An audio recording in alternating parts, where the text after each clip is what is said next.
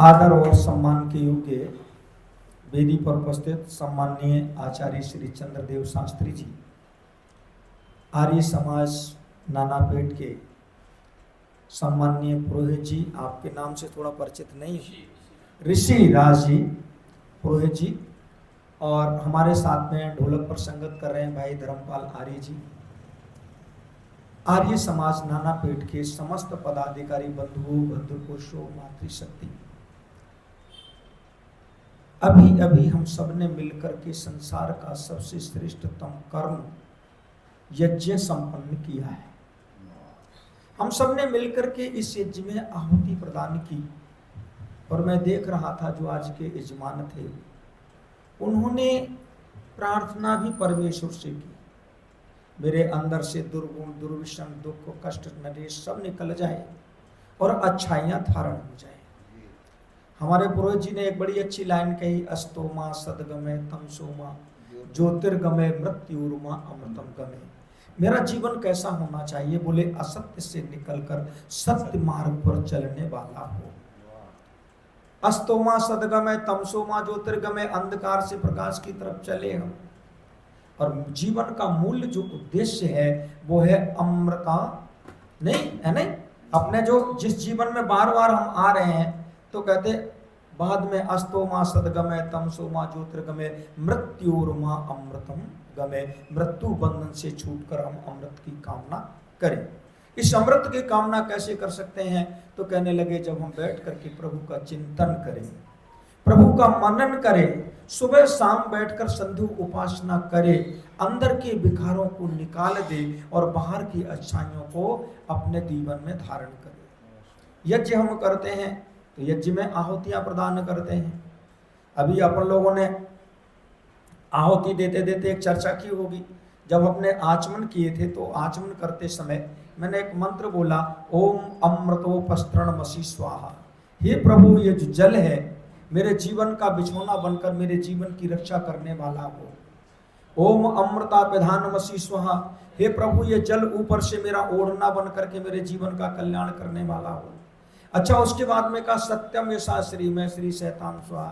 प्रभु मेरा जीवन कैसा हो? बोले सत्य में हो, और जब सत्य में होगा तो यश में होगा, और यश होगा तो लक्ष्मी भी प्राप्त होगी, और लक्ष्मी जब प्राप्त होगी तो हम धनवानों में मेरी गिनती भी होगी। हम परमात्मा से ये मानते हैं। वैसे नियम तो ये लिखा है ऋषियों ने, और महर्षि स्वामीदान जी महाराज एक बड़ी सुंदर चर्चा करते हैं, और ग्रस्त प्रकरण में चर्चा करते हुए संस्कार विधि में एक बात कह रहे हैं, और वो कहते हैं कि प्रत्येक मनुष्य को चाहिए कि सुबह और शाम दोनों काल में बैठकर 16 आहुति अवश्य में प्रदान करें। कहने लगे क्यों करें? क्योंकि हम इस पर्यावरण को दूषित करते हैं, और उसकी शुद्धि के लिए नित्य यज्ञ करने का विधान दिया गया है। हम नित्य प्रत अपने घर में यज्ञ करें, हमारे घरों में हवन होना चाहिए। ऐसा नहीं, कई बार लोग क्या करते, बोले चलो आर्य समाज में कर लेते, घर में क्या करने का। तो अपने यहाँ ये नियम है कि अपने गृह में भी यज्ञ होना चाहिए, और जितने जितने सदस्य हो उतने उतने मुट्ठी बांधकर सामग्री आप अपने प्लेट में रख लीजिए, और 16 आहुति सुबह की, 16 आहुति शाम की सुबह को दे दीजिए। अगर सुबह नहीं कर सकते तो सायंकालीन कर लीजिए। वैसे दोनों समय का वर्णन है तो एक समय कर सकते हैं।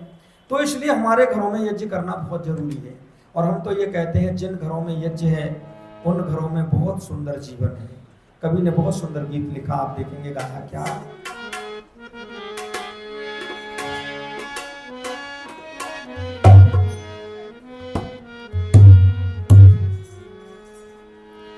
सुबह शाम संध्या हवन कर ले, सुबह शाम संध्या हवन कर ले, शुद्ध जग का पर्यावरण कर ले, शुद्ध जग का पर्यावरण कर ले, सुबह शाम संध्या हवन कर ले, शुद्ध जग का पर्यावरण कर ले।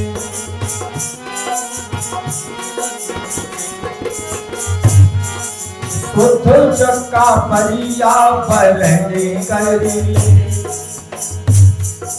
कहाँ है?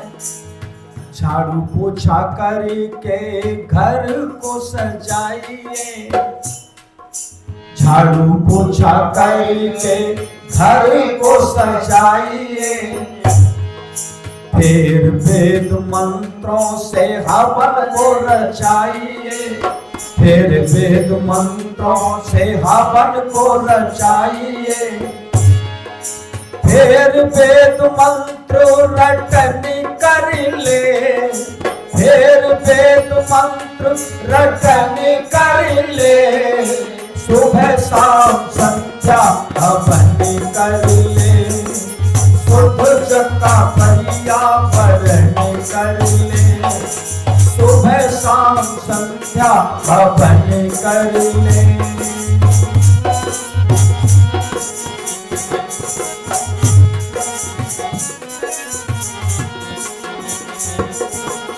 और क्या करना है? पति और पत्नी दोनों ही बैठ जाइए। यदि जोड़े से हैं तो ऋषि ने लिखा है, यदि गृहस्थ धर्म प्रकरण को पढ़िए तो संस्कार विधि में आपको ये मिलेगा। तो स्वामी जी लिखते हैं दोनों पति पत्नी बैठकर यज्ञ करेंगे। अगर किसी कारण से पति देव नहीं बैठ सकते तो पत्नी यज्ञ कर रही तो उसे डबल आहुति दे, और अगर पति यज्ञ कर रहा है पत्नी किसी कारण से नहीं बैठ पा रही है तो उसे भी चाहिए कि वो डबल आहुति लगावे। और इसने कहा दोनों बैठ जाइए। और क्या करना है?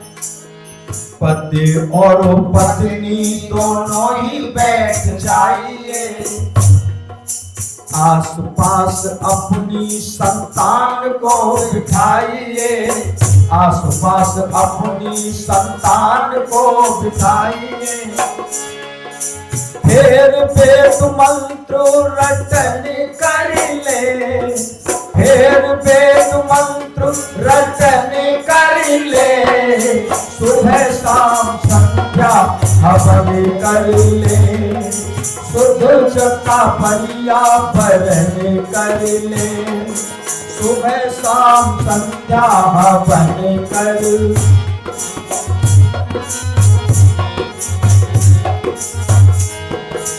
आप देखेंगे हम अपने आसपास बच्चों को यज्ञ वेदी पर इसलिए बिठाएं कि जो आप वेद मंत्रों का उच्चारण कर रहे हैं तो मेरे बच्चे भी उन उच्चारणों को सीख जाएंगे।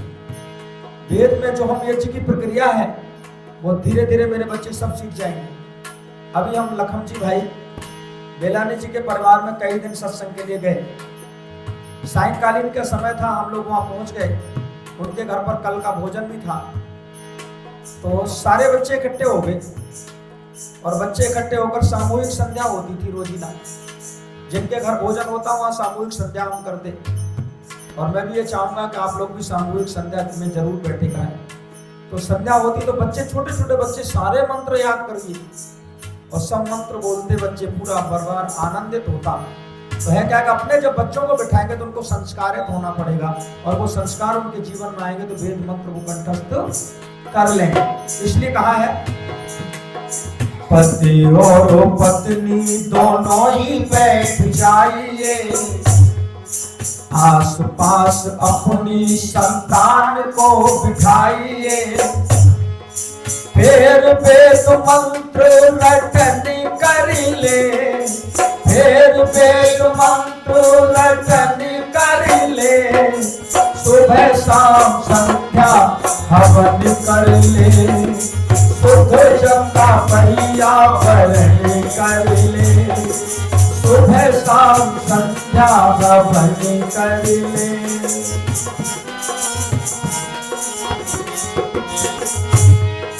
जितनी जितनी आहुति तुम यज्ञ में लगाओगे, जितनी जितनी आहुति तुम यज्ञ में लगाओगे, उतना ही लाभ दुनिया को पहुंचाओगे, उतना ही लाभ दुनिया को पहुंचाओगे। इसीलिए यज्ञ को अवश्य कर ले, इसीलिए यज्ञ को अवश्य कर ले, सुबह शाम संध्या हवन कर ले, शुद्ध जगता पर्यावरण कर ले,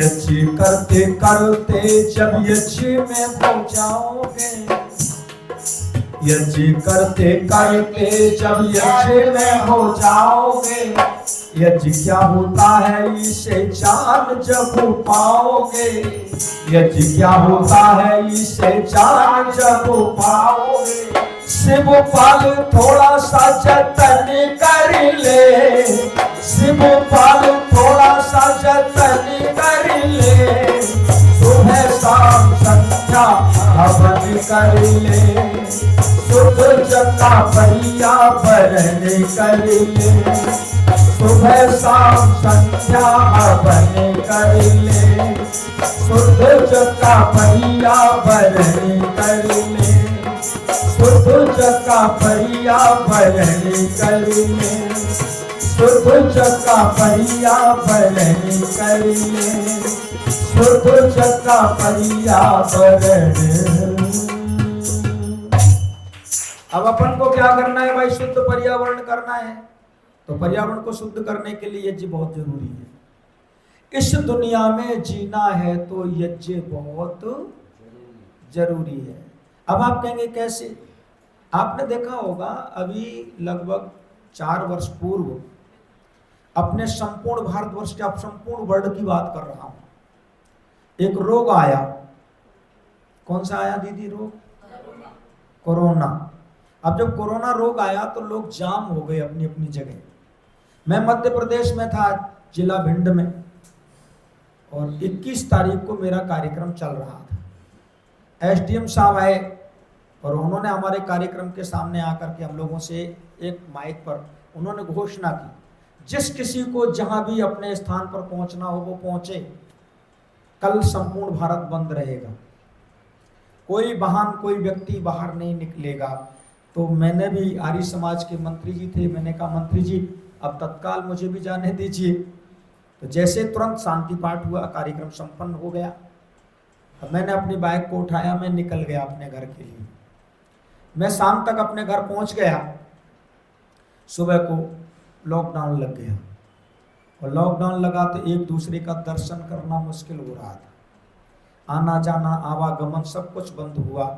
और स्थिति ये हो गई कि कोरोना काल में लोग रोगियों की टीवी पर जमकर सूचनाएं आने लगी। स्थिति ये थी कि पूरी बड़ी भयावह स्थिति हो गई।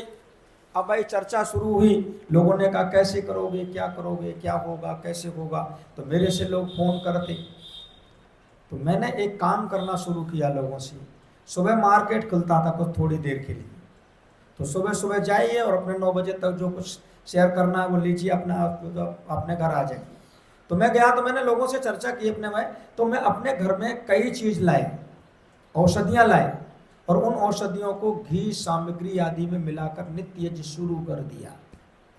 मैं सत्य कह रहा हूँ, मेरा छोटा सा गांव है 600 वोट का।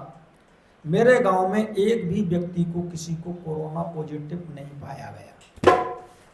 अब आप कहेंगे कैसे? तो आपको करना क्या है? आपको सबसे पहले करना है 100 ग्राम कड़वा चिरायता आपको लाना है। चिरायता नाम की एक औषधि होती है। कड़वा चिरायता 100 ग्राम, गिलोय 100 ग्राम, गूगल 100 ग्राम, कड़वे नीम की जो पत्तियां होती झाड़ की, उसकी नीम की पत्तियां 100 ग्राम, और मुनक्का 100 ग्राम, छुआरा 100 ग्राम। इन चीजों को लेना है आप, और 600 ग्राम उसमें चीनी डाल देनी, जिसको शक्कर अपन खाते हैं, जिसको शुगर लोग बोलते हैं, तो उस चीनी को डाल देना है 600 ग्राम। 300 ग्राम शुद्ध गाय का घी मिश्रण कर देना है।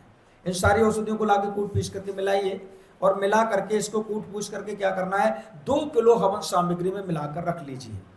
3 मुट्ठी सामग्री निकाल कर प्लेट में रखिए। सुबह यज्ञ करिए, 3 मुट्ठी शाम को करिए। आप इससे यज्ञ करना शुरू करेंगे तो कितने रोगों से बचेंगे वो मैं आप सुन लीजिए।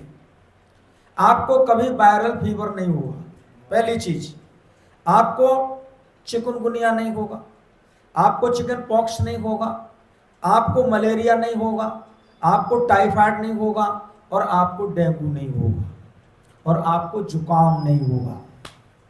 अच्छा आप देख लीजिए, अगर जुकाम की स्थिति ज्यादा तेज बन रही है तब आप इसमें एक चीज और मिला दीजिए। वो मिलाने की है, आप इसमें अश्वगंधा मिला दीजिए। क्या मिलाएंगे? अश्वगंधा और हल्दी के टुकड़े, जो श्यावक हल्दी होती है उसके टुकड़े मिलाकर आप यज्ञ करना शुरू कर दीजिए। यज्ञ की सुगंधी जितने परिवार में पहुंचेगी उस परिवार में ये रोग कदापि भी नहीं आएगा। और भी ज्यादा कोई सांस का अस्थमा का रोगी है और अस्थमा से पीड़ित हो रहा है और अपने को बहुत परेशान, श्वास बैठना मुश्किल होता है, तो उसके लिए होता है, आपने ये एक झाड़ देखा होगा, जैसे आपका नारियल का पौधा होता है, इसी नारियल की तरह एक ताड़ का पौधा होता है और उस ताड़ पर एक बाल आती है। धतूरा सुना है आपने? धतूरा शंकर जी पर लोग चढ़ाते, पौराणिक लोग, इतना गोल गोल होता है, उस पर ऊपर कांटे होते हैं। तो उस धतूरे को ले आइए आप, उस धतूरे को कूट करके उसका पाउडर बनाइए और पाउडर बना करके सामग्री में मिला दीजिए। कौन उसको करेगा? जो व्यक्ति आप देखें अस्थमा का रोगी है उसके लिए है ये, और जिसे अस्थमा नहीं वो नहीं मिला है इसमें। नहीं तो चूक कर दो आप, कह चलो भाई पंडित जी बोल गया, तो आपको फिर उसको परेशानी बढ़ सकती है। तो उसका अस्थमा, और अस्थमा अगर ठीक भी करना है तो आप उसमें से 6 दाने धतूरे के लीजिए सुबह खाली पेट, दांतों आदि से निमट जाइए और दांत के नीचे दबाकर उसका रस चूसना शुरू करिए। 27 रोज करने पर आपका जड़ से अस्थमा चला जाएगा। कभी प्रैक्टिकल कर लेना आप। तो मैं आपसे निवेदन करूं, उस यज्ञ को आप करना शुरू करिए। जब हम अपने घर में, मैंने यज्ञ शुरू किया और कोरोना में कई लोगों की मृत्यु होती, अब लोगों का फोन आता, मेरे जिला सभा के प्रधान जी मुझसे कहते, पंडित जी अमुक जगह यज्ञ करना है, शांति हवन। मैंने कहा शांति हवन तो करना यार, कोरोना काल चल रहा है, कैसे करूं? बोले नहीं आने का आपको। तो मैं अपने घर से निकलता और यज्ञ करके आता। लोग टचिंग नहीं करते थे एक दूसरे से। मैंने उस समय एक अपना मतलब हमारे उधर जिस जगह में रहता हूँ वहाँ पर एक गीत गाते हैं, तो वो हमारे ब्रज भाषा का, तो मैंने एक कविता भी लिखी थी कोरोना पर, तो अभी उसको मैं यहाँ सुनाने का अवसर नहीं समझ रहा। तो मैं आपसे निवेदन कर रहा था, तो उसमें क्या हुआ कि मैं यज्ञ करने जाता, तो कई लोग कहते अपने हाथ में मोली बंधवाते ना, तो उसको भी मैं बांध देता, उसके मस्तिष्क पर तिलक भी लगाता। मगर मेरी देवी जी, मेरी घरवाली मुझसे बोलती किसी को टच नहीं करना, और टच कर दिया तो कोरोना ले आओगे घर में। और जब मैं अपने गेट पर आता तो मेरी पत्नी गर्म पानी बाल्टी भर के तैयार रखती, सारे कपड़े गर्म पानी में डुबो देती और मेरी मोटरसाइकिल को गर्म पानी से धो देती, और आप देखें ये सब कुछ करती। मैंने कहा देवी जी आप नो टेंशन रहिए, मुझे कोरोना नहीं होगा। क्यों? कि मैं कोरोना को काटने की औषधि अपने घर पर रख रहा। आप देखें यज्ञ करिए, आपको नो टेंशन रहिए। आप भोपाल के गैस कांड की घटना आपने खूब अच्छी तरह सुनी होगी। उस गैस कांड में जिन जिन परिवारों ने यज्ञ शुरू कर दिया, उन परिवारों को गैस का कोई प्रभाव हो। मैं आपसे कहता हूं, अगर पर्यावरण शुद्ध रखोगे, स्वच्छ रखोगे, तो आपको जीने के लिए आपको वो औषधि मिलेगी। ये ऐसे ऋषियों ने नहीं लिखा, वैसे नहीं कह दिया कि चलो ऐसे हवन में अग्नि। अरे कई लोग कहते हैं यार यज्ञ में आग लगानी है, यज्ञ में आग नहीं लगानी, यज्ञ से जीवन के लिए आप देखेंगे जीवन की आयु बढ़ानी है। सत्य कह रहा हूं, मैंने जब से इसको समझा तो मैं अपने घर पर दैनिक यज्ञ करता हूं।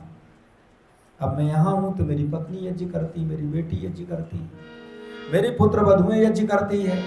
तो अब मेरे घर में दैनिक हवन होता है, और हवन से लाभ इतना जबरदस्त है, सत्य बता रहा हूं कि आज तक ना तो मेरी गाय बीमार होती है।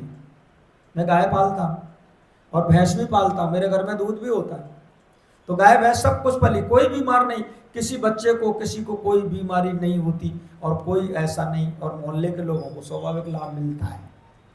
तो इससे है क्या, इससे बस लाभ ही लाभ है, इसीलिए यज्ञ को करना बहुत ही जरूरी है। अच्छा हम सबको यज्ञ करना चाहिए कि नहीं? अच्छा अपने घर में यज्ञ को ले जाना चाहिए कि नहीं? अच्छा कभी कभी आपने देखा होगा, शायद आपके महाराष्ट्र में ऐसा होता है या नहीं होता, हम जिस जगह रहते हैं हमारे ब्रज में ऐसा होता है, जब होली का पर्व होता है तो होली जलाई जाती है, और होली जला करके जब होली जल जाती है तो उस होली के जो अग्नि का ढेर होता है उसमें थोड़ी सी अग्नि लेकर अपने घर जाते हैं। अब मैं इसका रीजन नहीं समझ पाया, जब मैंने बहुत अध्ययन किया तो इसका रीजन पता लगा कि हमारे यहाँ जो होली जलाई जाती थी वो होली ऐसे नहीं जलाई जाती थी कूड़ा करकट इकट्ठा करके, हमारे यहाँ एक भव्य यज्ञ किया जाता था। और सारे गांव के लोग घी सामग्री लाकर उसमें यज्ञ करते थे और उस यज्ञ की अग्नि को अपने घर ले जाते और 1 वर्ष तक वो अग्नि हमारे घर पर सुरक्षित। अच्छा, ऋषि ध्यान जी महाराज के हाथ की अग्नि अभी उपस्थित है आज भी, मालूम है कहां पर है? नहीं जी, हमारे एटा में कैसे हो जाएगी? वैसे एटा की यज्ञशाला बहुत भव्य, बर्ड में ऐसी यज्ञशाला नहीं है। तो मैं आपसे निवेदन करूं, आप देखें स्वामी दयानंद महाराज के हाथ की अग्नि आज भी उपलब्ध है। अगर आपको चाहिए तो कभी राजस्थान में भीलवाड़ा जिले में शाहपुरा धीश महाराज का जो महल है, उस महल को आर्य समाज को समर्पित कर दिया था राजा ने। उस महल से आप देखेंगे वो अग्नि लाई जाती है। 2000 में बंबई में जब अंतरराष्ट्रीय आर्य महासम्मेलन हुआ तो उसी जगह से अग्नि लाई गई। लोग विदेशों में, मॉरिशस वाले भी अग्नि वहां से ले गए। अब वो अग्नि कैसी है कि जब हवन होता है, शाम का हवन होता तो मोटा सा लकड़ी का एक टुकड़ा उसमें अंदर दबा दिया जाता है, ऊपर से राख कर दी जाती है, और सुबह यज्ञ होता है तो सुबह को, तो सुबह की शाम को, शाम की सुबह को, इस तरह से अग्नि चलती। तो मेरे घरों में क्या होता था, अग्नि लोग लाते थे अपने घर में और अग्नि ला करके उस यज्ञ की अग्नि बुझने नहीं देते। तो मतलब क्या सिद्ध हुआ इसका? तो मतलब ये सिद्ध हुआ कि हमारे घरों में दैनिक हवन होते थे और उन हवन की आहुतियों से हम लोग क्या करते थे, जब दैनिक हवन की आहुति हमारे घर होती थी तब हम यज्ञ की आहुतियां पूरा करते थे। आइए, अच्छा अच्छा, वाह वाह, बहुत बहुत बहुत अच्छा, माता जी ने ये सूचना दी, बहुत सुंदर बात है। आइए, एक गीत आपके सामने और पेश कर रहा हूं और उसको आप थोड़े से मन लगा करके सुन लीजिए। तो अपने घरों में यज्ञ करना बहुत जरूरी है, हम अपने घरों में हवन बहुत जरूरी है। आइए, एक 2-3 लाइन का गीत बोलता हूं, उसको आप सुन लीजिए।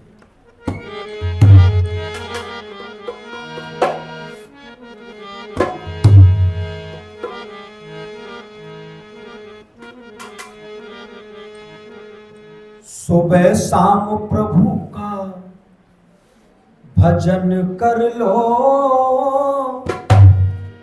अपने जीवन सफल कर लो। सुबह शाम प्रभु का भजन कर लो, अपना जीवन सफल कर लो। सुबह शाम प्रभु का भजन कर लो, अपना जीवन सफल कर लो।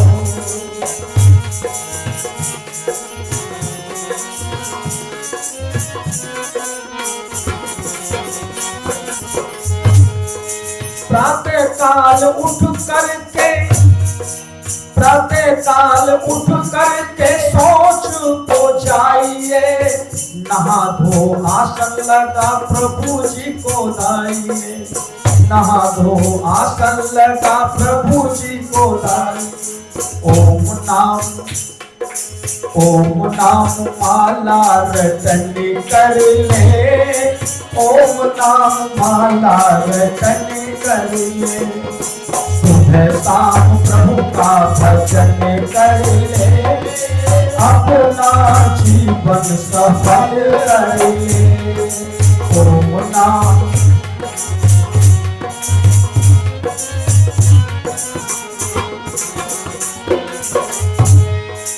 पद्मासन में खुद को बैठ जाइए, प्राणायाम अपना करके दिखाइए।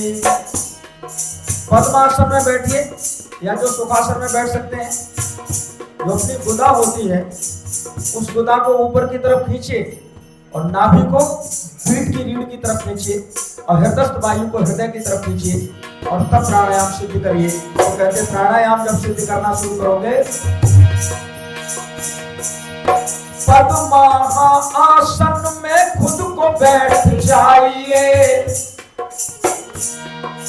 प्राणायाम करके हाँ फिर तो दिखाइए। श्वास श्वास ओम खम ब्रह्म रट ले, सुबह शाम संध्या हवन कर ले। सुबह शाम प्रभु का भजन कर ले, अपना ये जीवन सफल कर ले, अपना ये जीवन सफल कर ले। प्राणायाम सिद्ध होगा, मन को लग जाएगा, प्रभु का दर्शन मन में ही हो जाएगा। प्राणायाम करते आनंद आ जाएगा, प्रभु का दर्शन मन में हो जाएगा। ब्रह्म में अपने को लीन कीजिए, सुबह शाम अपना भजन कीजिए, सुबह शाम प्रभु का भजन कीजिए, अपना ये जीवन सफल कीजिए, अपना ये जीवन सफल कीजिए। दुर्गतों को जब तक न तन से भगाओगे, प्रभु को न अंदर तुम ले पाओगे। इसीलिए दुर्गुण, अरे इसीलिए दुर्गुण अलग कीजिए, सुबह शाम संध्या भजन कीजिए, सुबह शाम संध्या भजन कीजिए। ओम नाम प्रभु का भजन कीजिए, सुबह शाम संध्या भवन कीजिए, सुबह शाम संध्या भजन कीजिए। शिवपाल जब से प्रभु को हटाया, अरे तूने तो अपना जीवन बनाया। शिवपाल तूने प्रभु को हटाया, सुबह शाम अपना ये जीवन बनाया। अरे आर्यों में जाके प्रचार कीजिए, सुबह शाम संध्या भजन कीजिए, सुबह शाम संध्या भजन कीजिए। प्रभु का अपना भजन कीजिए, जीवन का अपना सफल कीजिए, जीवन का अपना सफल कीजिए, जीवन का अपना सफल